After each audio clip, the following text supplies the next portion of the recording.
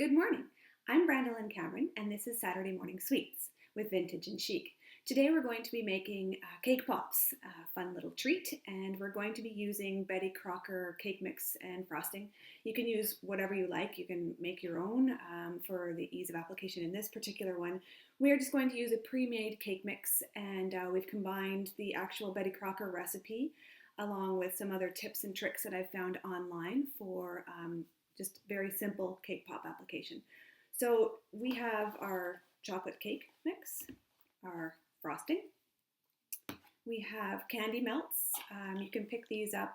I picked them up at Michael's in the cake section of the craft store, but I'm sure you can get them at any grocery store. My little guy has chosen blue, so we're going to make blue and white dip for the cake pops. You need sticks for your cake pops. And then we also have wrappers, and they again came in a kit at Michael's. We're also going to test out a handy dandy ice cream scoop to make our cake balls uniform in size. And yeah, that's about it. So let's get started. The first thing you're going to do is bake your cake, and you have to let it cool completely. So the total time for this project, according to Betty Crocker, is 4.5 hours. A lot of that time is spent just waiting for the in this particular instance, the cake to cool completely before you mix in your frosting to make the cake pops. So stick around, it should be fun.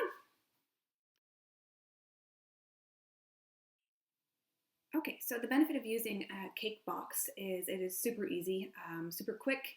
All the ingredients are very simple to follow, so anybody can make this recipe. My little guy hasn't had a problem doing it either, so it's fun.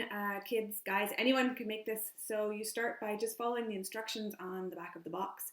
You simply preheat the oven to 350 in this case, and you pour the cake mix into a large bowl. You're also going to need 1.25 cups of water or milk. So we're going to add the ingredients. There is nothing healthy about this recipe, I'll let you know right now.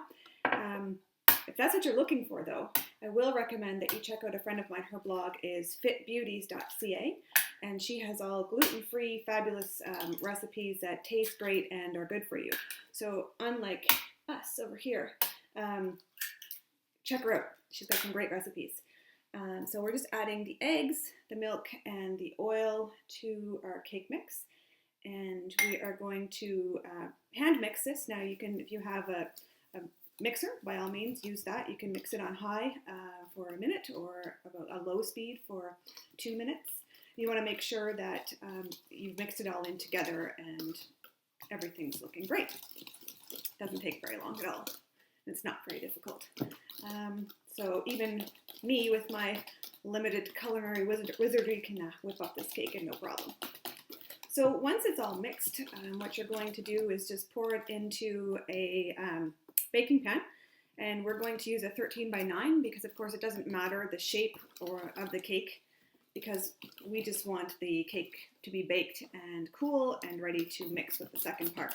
So now that my cake is mixed, I will wait for the oven to finish heating and I'll pour it in a pan, leave it in the oven to bake, and when we come back, it'll be time to mix up the rest of our cake balls. So what we're doing here, we are just taking our ice cream scoop and we're scooping it into the cake and icing mixture, forming it into little balls, and then popping them out of the ice cream scoop and putting them on a cookie tray. From here, we're going to put the cake balls in the freezer for about 15 minutes just to firm them up a little bit before we start dipping them in the icing mixture. So we are just about finished. And then we'll have some cute little cake pops to decorate and enjoy. Okay, so the last step that we have to do here is we've taken our cake balls out of the freezer and we've dipped the stick into the frosting or the candy coating. And then what you do is you completely dunk the cake ball into your candy coating. You don't turn it, and then you take it out and you let them dry. And you repeat for every step until all of your cake balls have a lovely candy coating. And then you can take them out and decorate them as you wish. So go ahead, have fun. Grab your cake balls, decorate them, and we'll see you when we're done. So thanks for joining us today for our blog all about cake pops, and here is what we are left with after they've finished drying. We've put them in a mason jar with a daisy top, and we can have them for centerpieces or just for little treats at our party. So thanks again, and we hope to see you again next Saturday for Saturday Morning Sweets. Dry, and then they're set to decorate, so that's it. And once you're finished, you have some cute little cake pops to enjoy. Thanks for joining us. Thanks a lot, Brayden.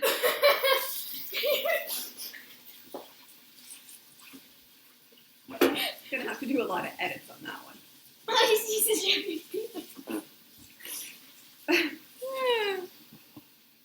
What's the recording? One day.